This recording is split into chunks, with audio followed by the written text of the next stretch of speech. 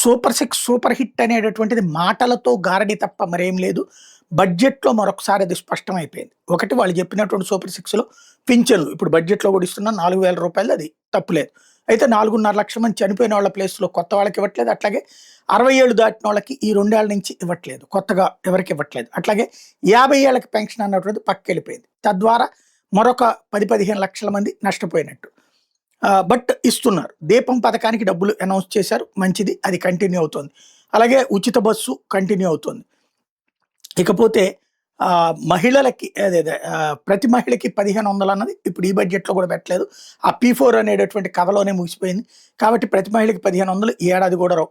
గతంలో జగన్ ఉన్నప్పుడు ఏడాదికి రూ. 18,000 చేయూత కింద తర్వాతన ఈబీసీ నేస్తం, కాపు నేస్తం వీటితో ఏదో ఒక పేరుతో 14,000, 15,000 వచ్చాయి. ఆ డబ్బులేమి ఇప్పుడు ఎంతమంది ఉంటే అంతమందికి అనుకుంటే ఏమీ రాకుండా పోయినాయి. అది కంటిన్యూ. నిరుద్యోగ భృతి రూ. 3,000, రూ. 4,000 చెప్పారు. అది ఎగిరిపోయింది. మిగతా వాటికి సంబంధించింది మాత్రం ఆటో డ్రైవర్లకు కానీ, అలాగే తల్లికి వందనం ఇస్తున్నారు. ఎంతమంది పిల్లలు ఉంటే అంతమందికి అది జరుగుతున్నది.